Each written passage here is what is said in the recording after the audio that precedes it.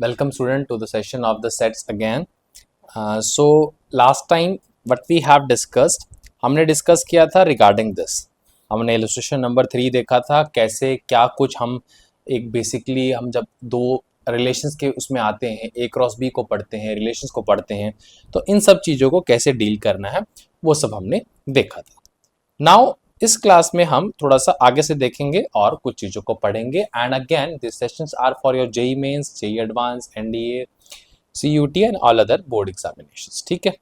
Cartesian product of more than two sets. अभी तक हमने एक सेट का पढ़ा, जिसे मान के चलो एन सेट है, 3 सेट हैं, 4 सेट हैं, कैसे उसको डिस्कशन पॉइंट ऑफ व्यू लेंगे. देखो बड़ा इजी रहेगा. सबसे पहले मैं बोलता हूँ A1 है, क्रॉस A2 है, क्रॉस A3. एक बार 3 की बात करता हूँ और एक छोटा सा एग्जाम्पल लेके समझते हैं. A1 को मैंने माना 1 2, बहुत सिंपल सा एग्जांपल लेके समझाता हूं आपको मैं. A2 को माना मैंने 3 4 एंड A3 को माना मैंने चलो आगे से ले लो 5 6. अब A1 क्रॉस A2 आप समझ चुके हो कि ये 1 3 से लिंक होगा, 1 4 से लिंक होगा, फिर 2 3 से लिंक होगा, फिर 2 4 से लिंक होगा. बड़ा इजी है आपके लिए, आई मस्ट से बड़ा इजी है. अब कईयों को ऐसा होता है सर A1 क्रॉस A2 निकालने के बाद, जिससे मैं एक बार सिर्फ A1 क्रॉस A2 की बात करता हूं ताकि मैं आपके जितने भी डाउट्स जो आ सकते हैं उनको रिमूव कर पाऊं. ये आप बोलोगे sir it is like 1,3 1,4 and then 2,3 and 2,4. अब मैं क्या बोलूंगा? Yes students, absolutely you are correct. But ध्यान दो इसमें एक बात, that is very very important, कि यहां तक ठीक है. कईयों के दिमाग में आता है व्हेन वी डू, यानी कि जो ये रिजल्ट है A1 क्रॉस A2 वाला, उसको when I try to cross it with A3, इसका मतलब जो यहां पर मेरे ये whatever I can say ordered pairs हैं, यानी कि ऐसा कुछ होना चाहिए. फॉर टाइम में मैं लिख देता हूं कि 1,3 एक ऑर्डर्ड पेयर है, कॉमा देन 5, और इसको फिर एक ऑर्डर्ड पेयर बोला जाए. Are you getting it? इस पूरे एक ऑर्डर्ड पेयर बोला जाए, फिर कॉमा लगा के 1,4 देन 6, फिर 2,3, सॉरी पहले चलो 1,3 को आपको 6 से भी करना है, फिर 1,4 को 5 से करोगे, फिर 6 से करोगे, ऐसे करके. बट ये ऐसा नहीं होता.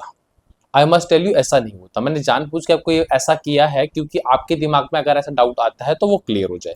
ये प्लेन ही चलेगा. अगर आपका A1 क्रॉस A2 भले ही एक ऑर्डर्ड पेयर के हिसाब से आया हो, but A1 cross A2 cross A3 में ऑर्डर्ड पेयर में के अंदर एक ऑर्डर्ड पेयर नहीं होगा.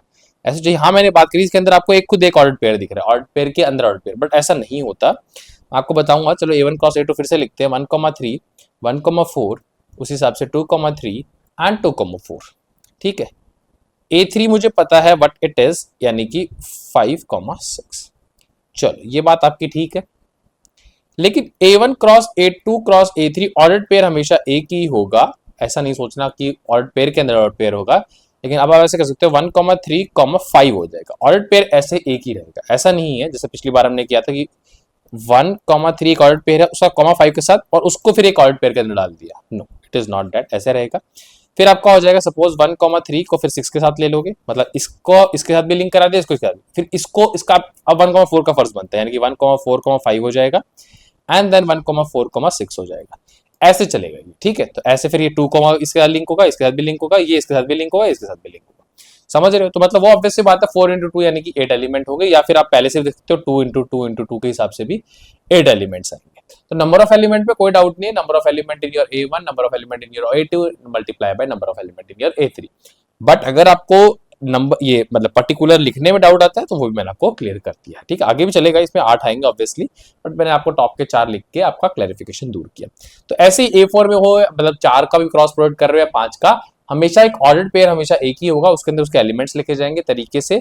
ऐसा नहीं सोचना ऑर्डर्ड पेयर के अंदर ऑर्डर्ड पेयर, फिर ऐसे ही तो मतलब एक टाइप का कंफ्यूजन क्रिएट होती जाएगी, या फिर आपको उस तरीके से नहीं सोचना.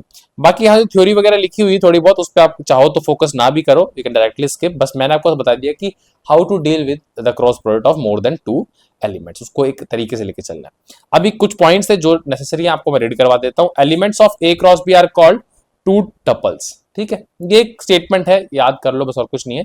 N element of A cross B cross 3 are called 3 tuples. मतलब कहने का क्या है कि जैसे A क्रॉस B में एलिमेंट्स क्या आ रहे हैं, ऑर्डर्ड पेयर आ रहे हैं, और वो कैसे होते हैं, जैसे सपोज A, B टाइप का, C, D टाइप का, ऐसे ऑर्डर्ड पेयर आ रहे हैं. Element of A cross B cross C 3 tuples है, इसमें कैसे ऑर्डर पेयर आते हैं, A comma B comma C का टाइप का, ठीक है। तो इसको बोला जाता है 3 टपल, और ये ऐसे वाले ऑर्डर पेयर को बोला जा रहा है 2 टपल, ठीक है। वैसे ही अगर n होते हैं तो उनको n टपल्स बोला जाएगा, ठीक है।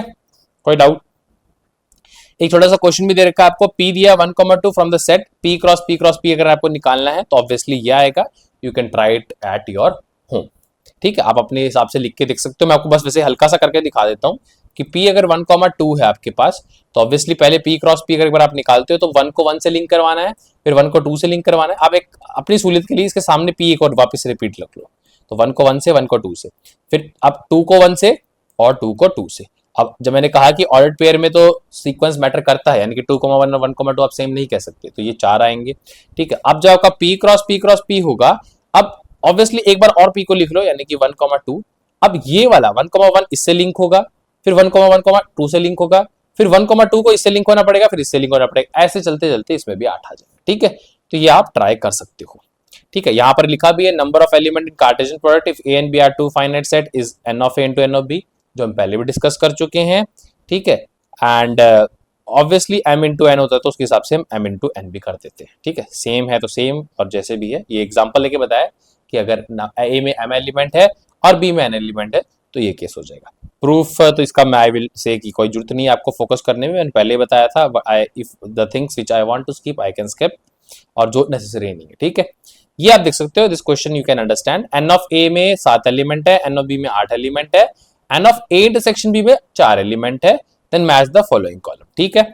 ये चेक करते हैं, पहला क्या बोल रहा है, मतलब मैच द फॉलोइंग कॉलम का तो कुछ सेंस नहीं है, आप इसका बस आंसर निकाल लो। ये मान लो कि एक जैसे इसको थोड़ा सा आपके मैच द फॉलोइंग टाइप में नहीं आ पाया, बट अब ये मान लो कि 1 2 3 ये तो क्वेश्चन वाले पार्ट है आपके, और एक 4 भी है इसमें, और एक 5 भी है, और ऑप्शंस वाले पार्ट आपके, यानी कि इनके लिए मैच के लिए ये ऑप्शन है, यानी कि जो ऑप्शन फर्स्ट है उसमें ए भी हो सकता है, बी भी हो सकता है, सी भी हो सकता है, डी भी हो सकता है, ई भी हो सकता है, उस हिसाब से आपको मतलब कुल मिला के आपको आंसर सॉल्व करना है। तो मैं पहले की बात करूं N of A union B, तो ये प्रॉपर सेट का क्वेश्चन है। फॉर्मूला है आपका, इसका होता है N of A plus N of B minus N of A intersection B minus N of A intersection B, जिसका आपको पता है कि एन ऑफ ए आपको दे रखा है, जिसकी वैल्यू दे रखी है 7, एन ऑफ बी यानी कि 8, दोनों को ऐड करोगे 15, उसमें से आपको N of A intersection B 4 minus करोगे यानी 11 आ जाएगा। आप देख लो A B C D E में से कौन से में 11, यानी कि जो फर्स्ट ऑप्शन है उसका ये हो जाएगा, यानी कि इसके सामने फर्स्ट लिख सकता हूँ ई के सामने। तो ऐसे ही फर्स्ट हो गया। सेकंड करते हैं N of A cross B. N of A cross B यानी कि नंबर ऑफ एलिमेंट जितने ए में है multiply with number of element in B में। ए में 7 है, बी में कितने हैं 8 है, 7 इंटू 8 कितना हो जाएगा 56, यानी कि 56 आपका ऑप्शन नंबर ए, यानी कि अगर ये मेरा 2 का आंसर है 56, ठीक है। थर्ड पे चलते हैं N of A cross B cross A, मतलब ए क्रॉस बी आया फिर उसको ए से क्रॉस करवाना है।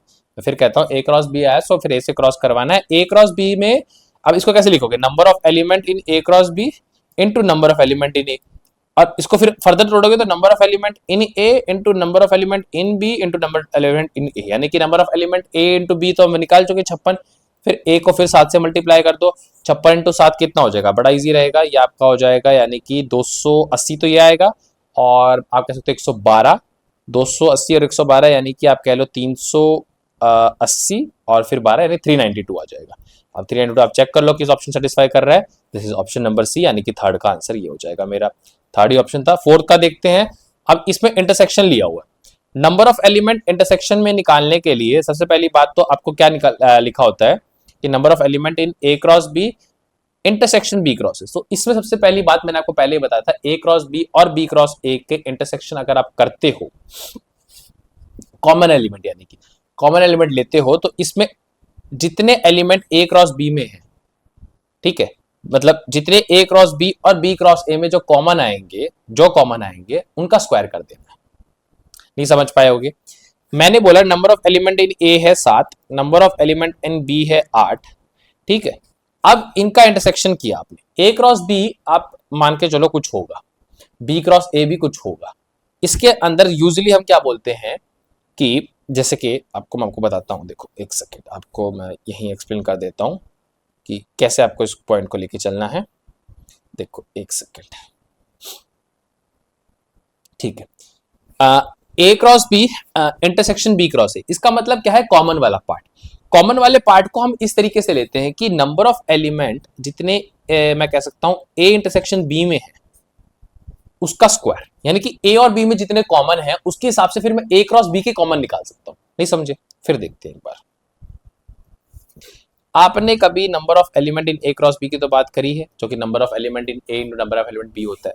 अभी हमें साफ साफ बोला है कि number of element in A cross B का इंटरसेक्शन लेना है आपको बी क्रॉस ए से। इसका मतलब ये है कि ए आपको पहले ये पता होना चाहिए ए क्रॉस बी और बी क्रॉस ए में कितने एलिमेंट होंगे। उसके लिए क्या पता होना चाहिए कि ए और बी में कितने एलिमेंट कॉमन है, यानी कि ए इंटरसेक्शन बी में कितने एलिमेंट कॉमन है। वो तो फिक्स है, पहले से क्वेश्चन में दे रखा है कि और ए और बी में एलिमेंट कॉमन 4 हैं। तो इसका मतलब अगर इसमें 4 है तो हमने पहले पढ़ चुका कि 4 का स्क्वायर इज एक्चुअली मेरा आंसर होगा, यानी कि 16। यानी कि अगर ए और बी में 4 एलिमेंट कॉमन है तो ए क्रॉस बी और बी क्रॉस ए में 4 का स्क्वायर यानी कि 16 एलिमेंट कॉमन होंगे। तो 16 आपके पास ऑप्शन होगा यहाँ पे कोई ना कोई, ये रहा ऑप्शन बी, यानी कि ये फोर्थ का आंसर है। ठीक है, उसके बाद हम चलते हैं फिफ्थ लास्ट क्वेश्चन कि इनके यूनियन में। यूनियन का तो बस आप फॉर्मूला लगा लो, आपको पता है कि नंबर ऑफ एलिमेंट इन, अब ये देखो ए क्रॉस ये है, मतलब ये यानी कि number of element in A cross B plus फिर आप बोलोगे number of element in B cross A, फिर आप माइनस करोगे number of element in the intersection, जो कि हमें जस्ट ऊपर निकाला है। तो वो हम निकाल चुके हैं, इसकी वैल्यू 16 आ चुकी है। और ये ए क्रॉस बी हो या बी क्रॉस हो, नंबर ऑफ एलिमेंट सेम होंगे, वो भी हम निकाल चुके हैं। ए क्रॉस बी के लिए 56 यानी कि 112, 112 में से आपको कितने माइनस करना है? 16।